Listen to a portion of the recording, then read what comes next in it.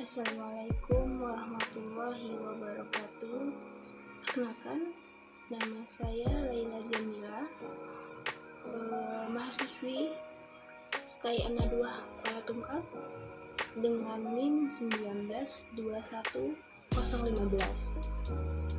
jurusan Hukum Keluarga Islam.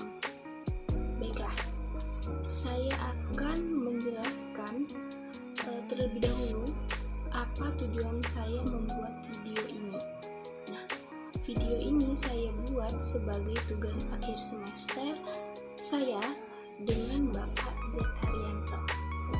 Baiklah, di sini saya akan menjawab soal yang Bapak berikan. Langsung saja.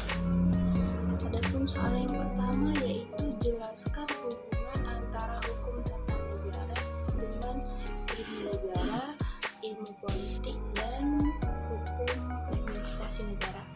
Baik, yang pertama itu ilmu negara dengan hukum tata negara sangat berkaitan erat satu sama lainnya.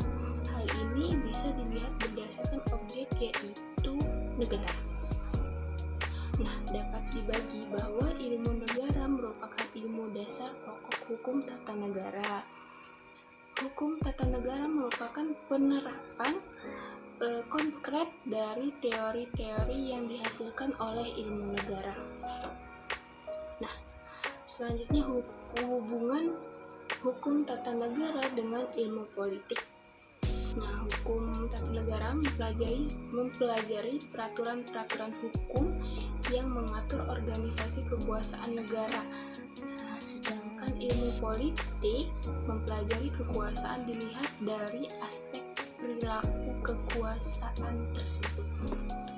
Oke, selanjutnya hubungan hukum tata negara dengan hukum administrasi negara. Di sini, jika hukum tata negara merupakan hukum yang mengatur pembentukan lembaga-lembaga negara tingkat pusat maupun daerah, maka hukum administrasi negara merupakan hukum mengenai operasi atau pengendalian terhadap lembaga-lembaga negara tersebut dalam menjalankan fungsinya.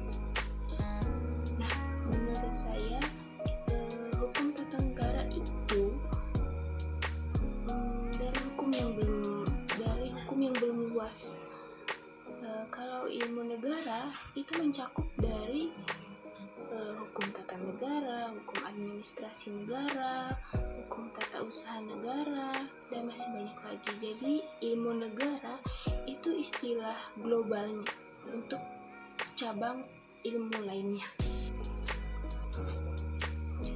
Oke, pertanyaan selanjutnya yaitu nomor 2, itu jelaskan pengertian dari setiap asas yang terdapat pada hukum tata negara. Oke, di sini ada 5 asas. Yang pertama itu asas Pancasila. Sebagai bangsa Indonesia telah menetapkan falsafah atau asas dasar negara, yaitu Pancasila, yang artinya setiap tindakan atau perbuatan, baik tindakan pemerintah maupun perbuatan rakyat, harus sesuai dengan ajaran Pancasila. Baik, yang kedua itu asas negara hukum. Setelah Undang-Undang Dasar 1945 diamandemen, maka telah ditegaskan dalam pasal 1 ayat 3 bahwa negara Indonesia adalah negara hukum di mana sebelumnya hanya tersirat dan diatur dalam penjelasan Undang-Undang 1945. Nah, asas ketentuan yang tegas di atas, maka setiap sikap kebijakan dan tindakan perbuatan atas negara berikut seluruh rakyat harus berdasarkan dengan dan sesuai dengan aturan hukum. Dengan demikian, semua pejabat atau alat-alat negara tidak akan bertindak sewenang-wenang dalam menjalankan kekuasaannya. Oke, yang ketiga itu ada asas kedaulatan rakyat dan demokrasi. Nah, kedaulatan artinya kekuasaan atau kewenangan yang tertinggi dalam suatu wilayah. Sedangkan kedaulatan rakyat artinya kekuasaan itu ada di tangan rakyat. Sehingga dalam pemerintahan melaksanakan tugas tugasnya harus sesuai dengan keinginan rakyat. Nah, yang keempat di sini ada asas negara kesatuan. Pada dasarnya negara kesatuan dideklarasikan pada saat menyatakan atau memproklamirkan kemerdekaan oleh para pendiri negara dengan menyatakan seluruh wilayah sebagai bagian dari satu negara. Nah, yang terakhir nomor 5 yaitu asas pembagian kekuasaan dalam check and balance. Pengertian pembagian kekuasaan ini ialah berbeda dari pemisahan kekuasaan. Pemisahan kekuasaan berarti bahwa kekuasaan negara itu terpisah-pisah dalam beberapa bagian.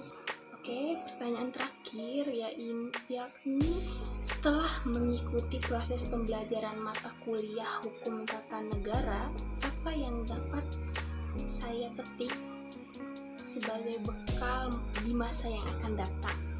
Oke, di sini saya dapat mengetahui apa itu hukum tata negara dengan hubungan antara hukum tata negara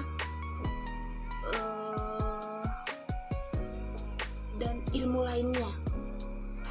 Dan di sini saya dapat mengerti banyak hukum-hukum di Indonesia. Saya juga sebagai mahasiswi agar bisa menerapkan hukum yang berlaku di Indonesia sebagai pedoman saya di masa yang akan datang nanti, agar saya dapat menjadi warga negara Indonesia yang lebih baik lagi. Oke, baiklah, sekian video yang saya buat. Saya akhiri dengan wabillahi taufiq wal hidayah. Wassalamualaikum warahmatullahi